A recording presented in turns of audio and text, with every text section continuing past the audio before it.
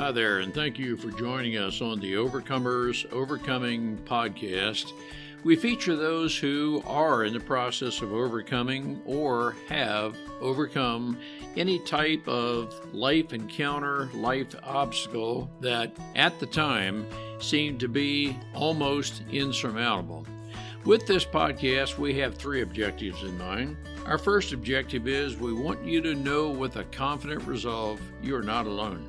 We want to work with you. We want you to know there are others who are working with you, who want to help you through whatever you are encountering, and together we will get through whatever you're experiencing. Our second objective is there are multiple options for any life encounter you are facing. We want to help you develop a resolve that there are various options and solutions to any life dilemma. Our third objective is to help you with critical thinking skills. If you're encountering something that was possibly a decision you made sometime in the past, and if you had the opportunity for a life redo, you would make a different decision. We want to help you with those critical thinking skills that can help you make an informed decision and not encounter what you're going through at the moment. We are the Cooper Culture, a veteran-owned business. We work with business personnel and families to develop and sustain connected relationship cultures within their families and organizations. That type organization is one where people feel wanted, appreciated, and genuinely a part of that organization. I'm with my wife and business partner, Marty, who is helping me facilitate this podcast. Today we feature Beth Gustin, who was born premature, but more importantly was born blind as a result of the premature birth. She has learned, in spite of her blindness, to adjust to life, to adjust to the various things she's having to do to cope with her situation. She has learned to never say, I can't, to say no, but rather to persist and get things done, to accomplish those things she purposes to do. One of the amazing things she's done is to ski in spite of being blind. That to me was something that I could hardly imagine. But Marty, what are some takeaways our listeners can gain from Beth's life testimony? Ron, you can hear Beth's resilience to go forward and never give up. She learned that early in life and has been very successful helping others through life situations where they are disabled in some way. Beth has started her own business. She's helping others overcome grief to make it through various life challenges. She has a great story. Let's listen and learn together. Beth, it is great to have you with us. Our listeners can't know this just by listening, but you were born blind. You have adapted to that throughout life. Our listeners are going to be very interested in knowing just how you've adapted your blindness throughout life, how you have dealt with that. You are a successful business owner. Beth, there's a lot of you who our listeners want to learn about, know about. There are listeners who are not blind, but they're just uncertain of who they are. Our listeners can learn a lot from you. But Beth, it's great to have you with us. I am really glad to be here. Thank you for having me.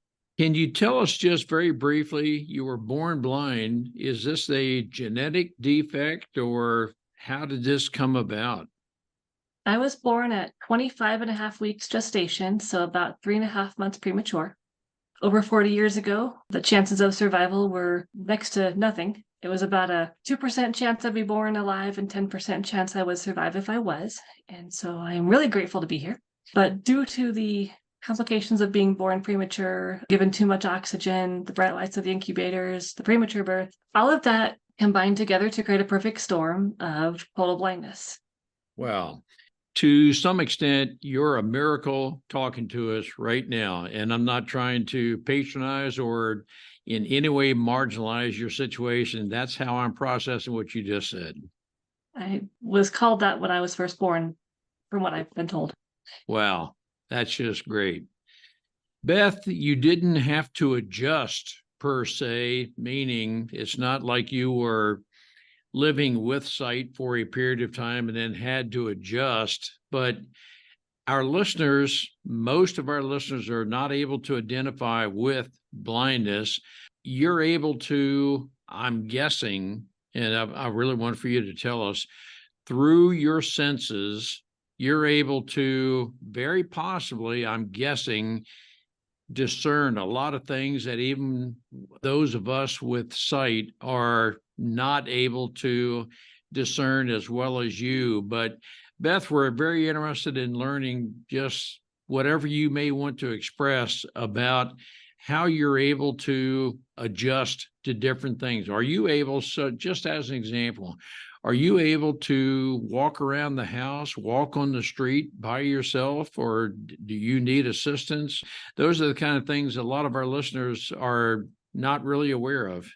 Sure. So I will first say, it takes a village, and absolutely I can walk around my house on my own. I can walk down the street by myself. I get places on my own.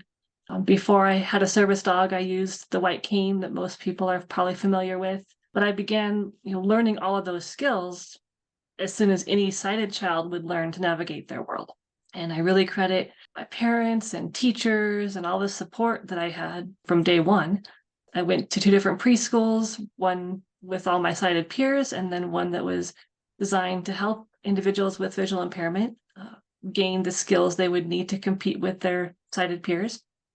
And then my mom and dad learned Braille, and I had 2 teachers growing up from kindergarten through 12th grade that would either teach me the skills to be independent in the world or to help make sure that all my assignments were in a format that I could complete them in. And again, just to make sure I had all the skills to be equal to my sighted peers. I was the only blind student growing up in my school district, grades kindergarten through 12th. I want to build toward your business, how you're able to do all of that.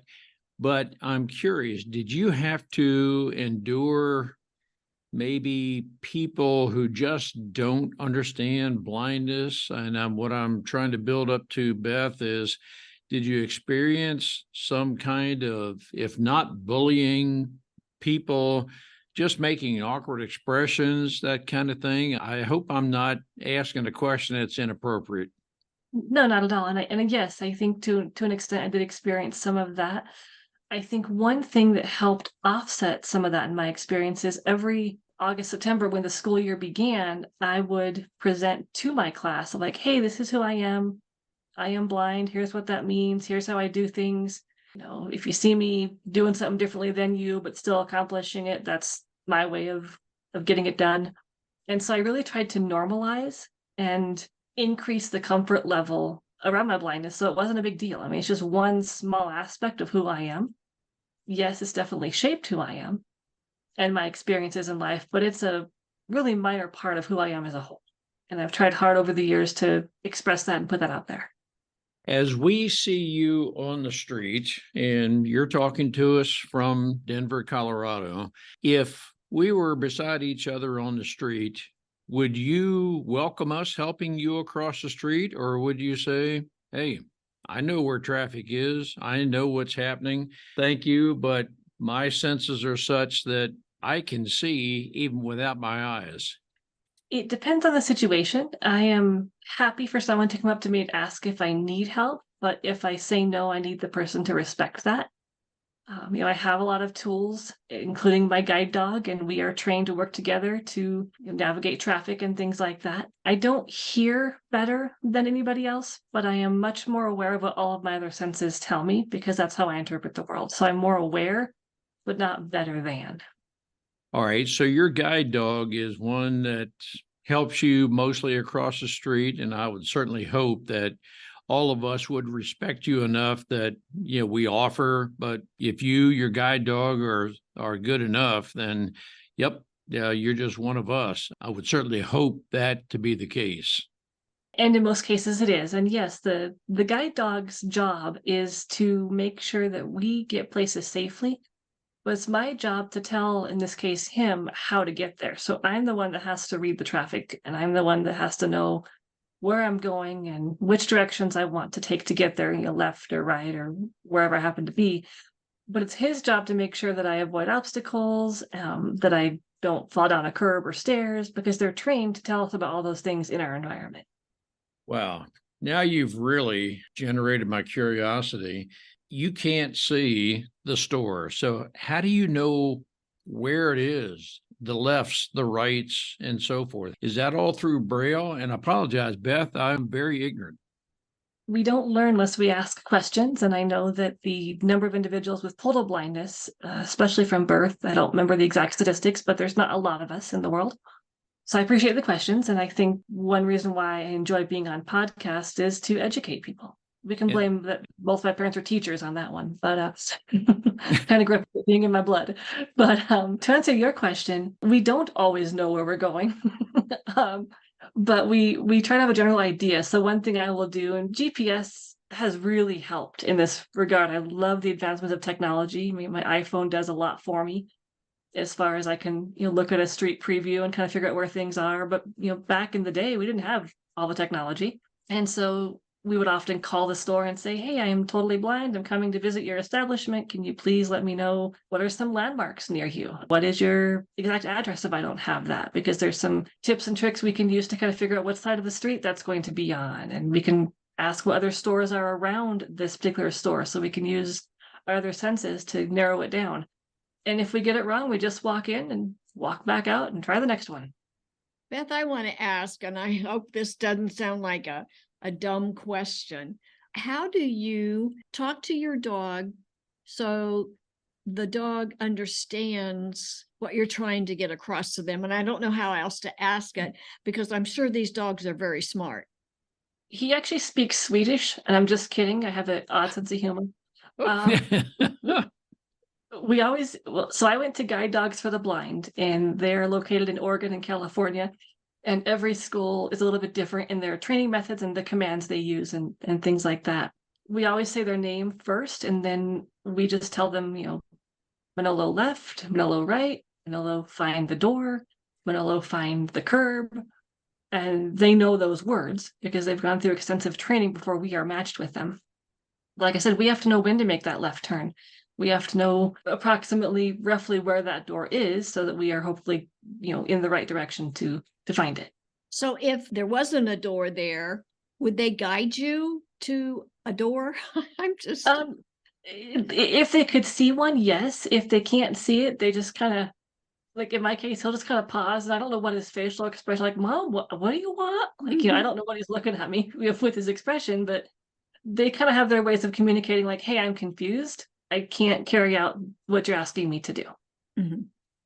Beth, you mentioned it took some amount of time for you to, and I'm not sure I'm going to express this correctly, adjust to, accept yourself, whatever the term is. And I'm saying that to ask you how you would express yourself. But it is a matter of adjusting to the environment, adjusting to everything, it seems. Can you help put that in a better perspective for me? Sure. So I believe that all of us are adjusting every day to something, honestly. And I think when we have a disability or something that impacts how we navigate the world differently than the quote unquote average person, there is some adjustment involved there. And whether it's accepting yourself for who you are to be confident in the world, whether it's accepting, okay, I navigate the world differently and therefore I might look different or do things differently. It's all a matter of accepting whatever that is for us. And I'm a firm believer in being authentically yourself, and don't be afraid to be who you are, because if you think about it, we all navigate the world differently. We all do things a little differently from the next person. So it took me a bit to come to this acceptance, I guess you could call it. I kind of joke, it took me a little over 30 years to view my blindness as a gift and how I can use that to help others. And what I mean by that is part of my career path was teaching individuals who are in their 50s, 60s, 70s, and 80s to adjust to losing their sight and teaching them the skills they would need to be able to continue living independently and with dignity. And I became a program manager for that program over time as well. But it's when I began that work that I truly began to recognize that my blindness could be used to help others. Before that, my goal was to be a therapist. I always wanted to be a therapist. I knew that from a very early age. Kind of deciding which type of therapist I wanted to be and ending up where I am now was a journey. But from the blindness side of things, that's a different acceptance process, if that makes sense. It does. Did you go through a journey of self-discovery, but embedded in that term, I'm thinking determining your strengths, who you are, maybe working through some personality vulnerabilities, such as I wish I weren't blind? Did anything of what I just said factor into your life? I think it did. I think about when I turned 16 or even 15, I could not get a driver's permit. I couldn't get a driver's license. And that was hard because all of my friends, because most of my friends are sighted, were getting their driver's license and experiencing that. And that's something that still is frustrating to me, just as because I can't hop in a car and go somewhere.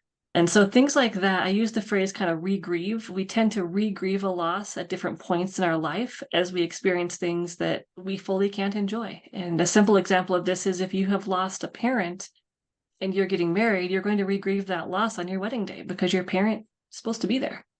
That's what we're raised to believe. The same is true with blindness. I think when there's experiences like a sunset or a sunrise, I still enjoy those things on a very different level, but I wish I could fully experience that from a sighted perspective. Were you 30 years or so before you, I'll use the term, reckoned with yourself, your situation, to the point where you thought, I am who I am, I have what I have? And I'm thinking, Beth, you probably exemplify what I use the term true grit. That is, I'm going to overcome. I will be who I'm meant to be. I will determine my strengths, those kinds of things. Beth, I don't want to try to put words that are not there, but that's what I'm perceiving you are. I think I discovered that more in college and grad school. When you go to school to become a therapist, at least in my experience, you do a ton of self-reflection. And you do a ton of looking at how are you going to show up in the world and how do you want your clients to see you and what are you bringing into the therapy room. We do a lot of work around that on this journey of becoming a therapist. And so I did a lot of that reckoning, if you will, in my 20s, I think. And I think it happens all the way through life. I think as we're forming friendships, I was in marching band from 6th, 7th grade through high school. When we do these experiences, I used to ski, all these different things I think help us become who we are and help us kind of explore how we are perceived by others and how we want to be perceived by others. Did you just say you ski? Do you mean snow ski? Yes. Yep. Downhills and cross country. That is amazing to me that you can do that. Could you just kind of walk us through how you're taught to do that? Sure. So in Winter Park, Colorado here, we have what is called, I'm going to get this name wrong, so I apologize. I believe it's the National Sports Center for the Disabled. That program offers a lot of different athletic experiences for individuals with disabilities. And so what they would do, and I haven't skied for years because I got a knee injury snowboarding, they would match you with a sighted skier. And that person would, kind of teach you how to ski and give you directions so that you could ski down the mountains and navigate the moguls and things like that. Amazing. I'm fascinated, Beth. I'm guessing you were on a ski slope without any trees. I mean, you wouldn't know if a tree is out there until you hit it. I'm trying to think through this, through your senses, learn how to do all this. I've hit trees too, but not everyone's perfect and we get our directions backwards sometimes. But it takes a lot of trust. It takes a lot of trust. It takes being aware of your surroundings and using all your senses. I've always been raised, as have a lot of other individuals I know with vision loss, to never let it stop you. And if you want to go be a runner, go do that. If you want to, I can't think of other examples right now, but whatever you want to do, there's usually a way you can figure out to do it. I will tell you, Beth, that is a part of what I define as true grit. You may not use that term. Nothing will hold Beth back. And you're the epitome of that kind of persistence. Whatever I want to do, I'll determine how to go about it. Nothing is going to hold me back, says Beth. That's who I'm believing Beth is. Have I mischaracterized you at all? No, that's definitely who I am, and I definitely did not get here alone. I credit my parents and my brother for raising me to have this belief that nothing's going to stop me. I think I gave them a lot of gray hair over the years. I took that to heart a little bit more than I think they thought I might have in some instances. But I also think it takes a village, and I would not be here today without the support of a lot of people. And I also hope I can give back and help other people become who they would like to be. If I'm interpreting you correctly, you had your heart and mind set on being a therapist, but you are something other than a therapist now. Am I hearing you correctly? So I'm still a therapist. I knew I always wanted to be a therapist from about middle school. Just a lot of my personal experiences and opportunities I had throughout middle school, high school, college helped me further define that, yes, I want to be in a helping profession in some way. I originally was going to do music therapy, but chose not to go down that path for a lot of other reasons. And then I was looking at being a play therapist, but I was dissuaded from that because it'd be hard for me to see the kids' drawings. I might knock over their sand tray figures. And, in that moment of time, I did not argue that. I think looking back, there would have definitely been some ways I could have made that work, but I am now a grief and loss therapist and I love what I do. Great.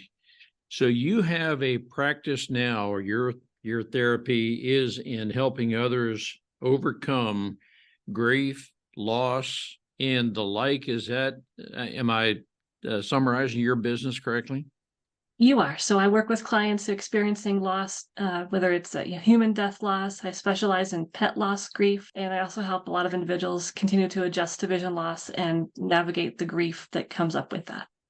Is most of your business virtual or in person, or are you functioning in any particular manner? I have a hybrid, so I offer in person or virtual. I prefer in person, but I love the fact that we can offer virtual sessions now because we can reach more people. For the person who is experiencing grief of some sort, is it a matter of having them talk their way through that to an extent? And Beth, I'm asking you a question. It could be much deeper, more expansive, and could be very personalized. I do understand that. But for the listener who's dealing with grief, how do they get over that? Person, well, actually, a widow comes to mind right now who 18 months ago experiences the death of her husband, and she's still grieving over that. Is there a general process of how you deal with a person's grief? This is a very broad question. There's a number of different grief theories out there, but I believe we don't get over a loss. I believe we learn to move forward with a loss. In some respects, we wouldn't want to stop grieving because I believe grief is an expression of how deeply we have loved that person. And so what I help my clients with is finding a way to move forward and regain or find again their purpose, as well as honoring their past and finding ways to stay connected to their loved one in a way that works for them. And then we also work on giving your grief a voice, because oftentimes I think our grief needs to be seen and heard and witnessed. And whether that's through talking, whether it's through art, whether it's through music or exercise, we all have to find our own path forward. For the person who may be a listener right now who is experiencing a type grief that says, I just feel my world has stopped. The death of, and it could be any number of things, but my identity, my world, everything was built around, could be this animal, this person. I just feel as if my world has stopped. I don't have the motivation to go forward and so forth. Is there a process that we can help that person through? And there are many people, many of our listeners who would say, I don't even know how to begin with a person who's experiencing grief. The biggest thing is to help them see that there is hope. I've heard this phrase, I don't remember where I heard it, but I tell my clients, I will hold hope for you until you can hold it yourself. Mm-hmm. I think it's just being with them. You don't have to say anything, but just sitting in silence can be helpful. Distracting people, can you get them to go out to a movie? Can you get them to go out to lunch? Anything to kind of help take their mind off of it for a little bit is helpful. And just being here and saying, I'm here with you. I don't know what to say because no words can take away the pain, but I'm here and I will be here. We often feel very alone in our grief and feel like that a lot of our support system has gone with that loss because people often pull away because they don't know what to say. And so I think just being with that person. And you're right, Beth. There are a lot of our listeners who will almost avoid, it's not intentional, but because we don't want to hurt someone's feelings, we tend to avoid people who are going through different things because we don't know how to best work with that person. It may be a matter, and I think you're saying it, that sometimes just listen. I'm very interested in your thoughts, Beth, about the person who might function best momentarily by being alone. I tend to think there's a difference between I just need some alone time to think through as opposed to isolating myself. Isolation in this context, I'm asking Beth, is one where I'm just going to go off and into at least a figurative closet type thing. How can you help our listeners differentiate? It's good to, or it may be useful for a person to have a few hours, days alone, but not prolonged isolation. Absolutely. And I think one of the things that's helpful is I will encourage my clients, can you schedule in what I call a grief break? So sometimes we want to schedule time for grief if we are pushing it aside and not acknowledging it, but the opposite can be true as well. Can we schedule a break from our grief? Can you do something for 15 minutes that even somewhat takes your mind off of that grief? I always encourage people helping those who are grieving, don't stop calling. They may not answer you right away. They may not call you back right away, but don't stop calling because they do appreciate that. And that does help with the isolation. It's okay to show up and bring a meal. It's okay to stop by. We as grievers may say, we don't want anything, but ultimately those things can help. For the listener who would like to learn more about grief, how to work with people, let's say as a caretaker, or the person who needs grief counseling, how can they contact you?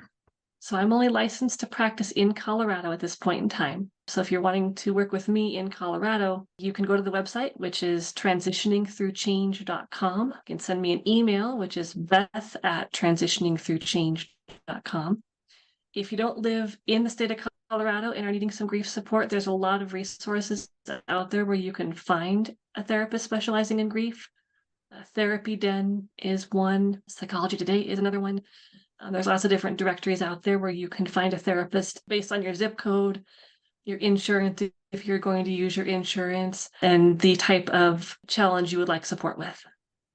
To help our listeners understand, I want to make sure that I understand exactly the application of you're licensed only in Colorado. If a person from outside of Colorado were to call you based on this podcast and just say, Beth, I really appreciate your gentle voice and everything about you, would you be able to talk with that person even though they're not in Colorado? I guess what I'm asking, Beth, is what's the difference between a casual conversation versus a therapy session? So the difference is, the long story short, we cannot practice therapy across state lines at the present moment. There's a lot of change happening with this. The difference is I can give someone resources, but I cannot get into their personal struggles and provide them coping skills and techniques one-on-one. I can't do that one-on-one. So Right. I would give them resources basically to help them find someone outside my state that lives in their state. So if a person were to contact you as a result of this podcast, you would have to ask them if they live in Colorado before you could discuss details. Am I processing that correctly? Yes, you're correct. Just so our listeners are very aware of that, our listeners who would want to contact you, I would I'm going to give this recommendation, and Beth, you tell me if you would prefer something different, but identify yourself in the state you live in, just so that you know up front whether the degree to which you can speak with them. That is extremely helpful because I don't end up wasting your time either if I'm thinking you're in Colorado. And so I've learned to ask, where do you live? And there is this is a little bit the weeds here, but so I'm a licensed professional counselor. And so for us, there's something called the Interstate Counseling Compact that's being developed so we can practice in more states than just the one that our license is held in. There's also a whole other topic of grief coaching and coaches versus therapists, and that's a whole different conversation. There are a number of ways in which we are all looking to help individuals in more than just the state that we live in. I'm going to ask you somewhat of a crystal ball question, but do you have reason to believe that legislation, if that's the appropriate term, to have you discuss interstate therapy might be coming within the next year or so? Yes. So for licensed professional counselors, it is hopefully coming early next year. For licensed clinical social workers, I think it's in the works, but I'm not 100% sure. That's very helpful and useful to our listeners who are right now hoping you'll be able to speak with them. They would be talking with you out of state, and that may be coming, we're hoping, within a year or so. Beth, I want to encourage you to just keep going. You certainly don't need my encouragement for that, but our listeners are very encouraged with your background, your gentle voice, and your, if I could use the term, your true grit to overcome anything, everything, to become exactly the best person God had created you to be.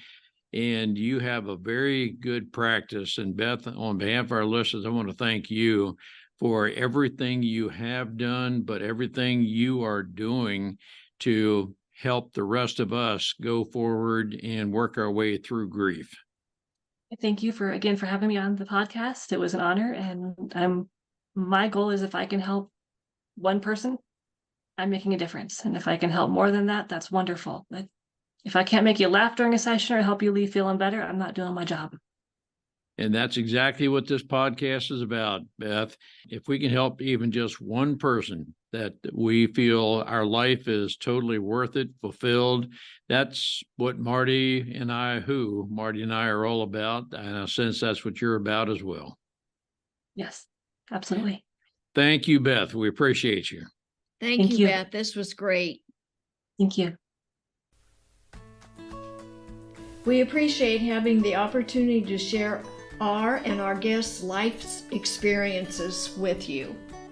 The Cooper culture advances organizations to achieve and sustain high retention rates, connected communication, and trust through personality insights and principled leadership.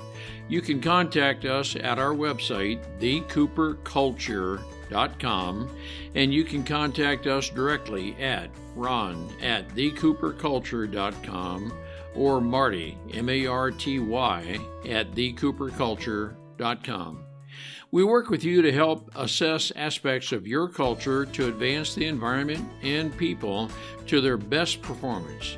We do that through our staff of certified personal performance coaches, leadership trainers, keynote speakers, and disc personality behavior experts.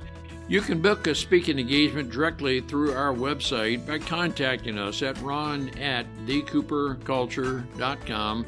We look forward to sharing our life experiences with you, some of which are profound, some of which are pretty funny.